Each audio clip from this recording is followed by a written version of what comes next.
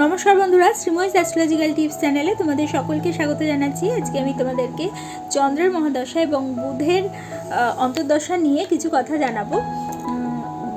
যদি বুধ আমাদের স্বক্ষেত্রে অবস্থান করে, অর্থাৎ কন্যাতে এবং মিথুনে অবস্থান করে, এবং উচ্চক্ষেত্রে অবস্থান করে, অর্থাৎ কন্যার ঘরে বুধের অবস্থান হয়ে থাকে, অথবা তোমার কেন্দ্রে অবস্থান করে, অর্থাৎ লগ্ন সাপেক্ষে 1, 4, 7, 10 ভাবে অবস্থান করে, অথবা কোণে অবস্থান করে, অর্থাৎ 1, 5, 9 ভাবে অবস্থান করে, তাহলে কিন্তু সেই বুধকে শুভ বুধ হিসেবে ধরা হয়ে থাকে। এই বুধের যখন অন্তর্দশা চলে তখন কিন্তু আমাদের বিভিন্ন স্থান থেকে ধনাগম হতে দেখা যায় এবং রাষ্ট্রীয় সম্মান প্রাপ্তি হতে দেখা যায়। তাছাড়া বিদ্যায় সাফল্য লাভ করা, সন্তান লাভ করা এবং বাণিজ্যিক বিশেষভাবে লাভবান সেই জাতক জাতিকারা হয়ে থাকে।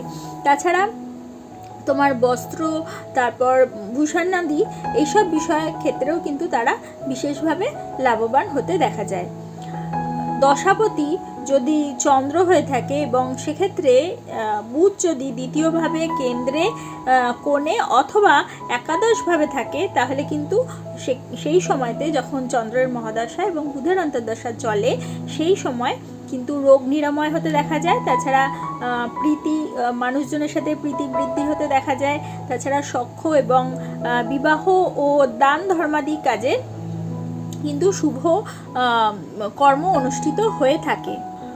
দশাপতি থেকে বুধ যদি দুস্থানে অবস্থান করে, অর্থাৎ দশাপতি যেখানে বসে আছে, চন্দ্র যেখানে বসে আছে, তার থেকে যদি 6, 8, 12 ভাবে বুধের অবস্থান হয়ে থাকে, অথবা নিচস্থভাবে বুধ অবস্থান করে, সেরূপ অবস্থায় যখন বুধের অন্তর্দশা চলে তখন কিন্তু বিভিন্নভাবে জাতক জাতিকার মধ্যে দৈহিক যে একটা ক্লেশ বা দৈহিক কষ্ট ভোগ করতে ভীষণ মাত্রায় দেখা যাবে।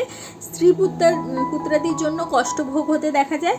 তাছাড়া ভূমিনাশ হয়ে থাকে এবং এমনকি বিভিন্নভাবে সমস্যায় জর্জরিত হয় এবং কারাবাস পর্যন্ত হতে দেখা যায়। বুধ যদি দ্বিতীয়পতি অথবা সপ্তমপতিও হয়ে থাকে, সেক্ষেত্রে কিন্তু সংকটজনক রোগ বৃদ্ধি প্রাপ্তি হতে দেখা যায় এবং বিভিন্নভাবে রোগ ব্যাধি এই সময়টাতে সূচিত হতে থাকে।